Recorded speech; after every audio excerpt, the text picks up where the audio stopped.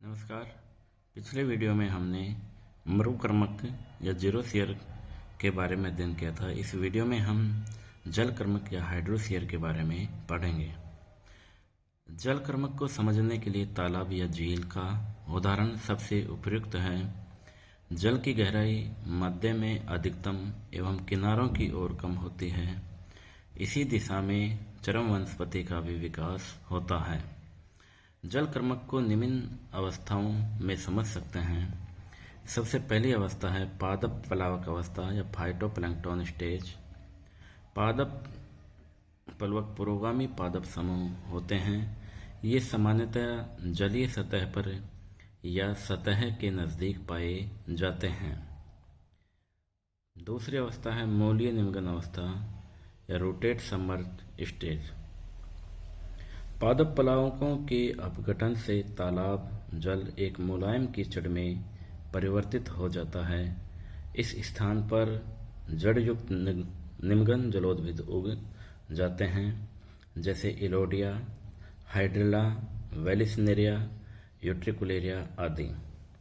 इन पादपों की मृत्यु व अपघटन से उत्तरोत्तर तल में नए स्तर का निर्माण होता रहता है। तीसरी अवस्था है मूलीय प्लावी अवस्था।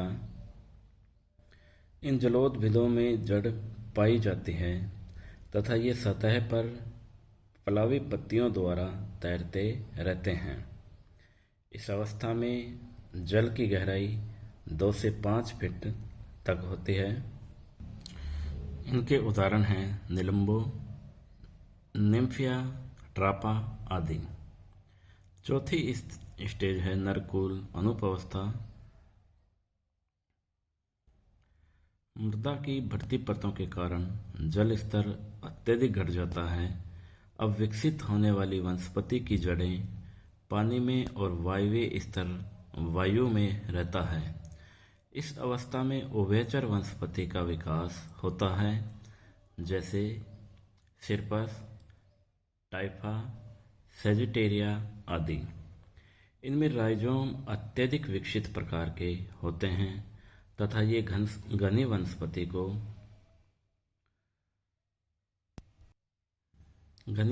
को पैदा करने वाले होते हैं।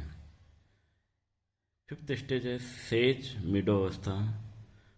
पानी की घटती मात्रा और मिट्टी की बढ़ती मात्रा के कारण जलीय पौधे वृद्धि नहीं कर पाते, अतः यहाँ कैरेकस, जंकस, साइपर्स आदि साइप्रेसी व ग्रेमिनी कुल के पादपों का विकास होता है। इन पादपों द्वारा अत्यधिक जल अवशोषण और वाष्पोत्सर्जन होता है, जिससे मृदा में जल की मात्रा निरंतर कम होती रहती है, जिससे ये परिस्थितियाँ छूप एवं वृक्षों के विकास के लिए अनुकूल होती हैं। छठी अवस्था है वनस्थलीय अवस्था।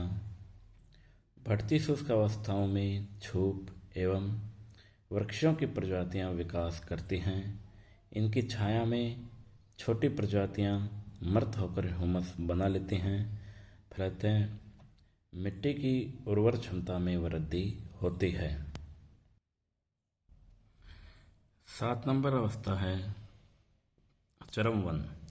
चरम वनस्पति में उष्णकटिबंधीय जलवायु में भारी वर्षा होती है, जिससे उष्णकटिबंधीय वन विकसित होते हैं, जबकि शीतोष्ण भागों में एल्मस, एसर और क्यूर्कस के मिश्रित वन विकसित होते हैं।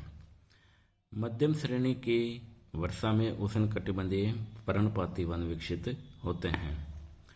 इस प्रकार जलमग्न तालाब या झील के स्थान पर धीरे धीरे चरम वनस्पति का विकास हो जाता है। चरम वनस्पति का प्रकार वातावरण के प्रकार पर निर्भर करता है। धन्यवाद।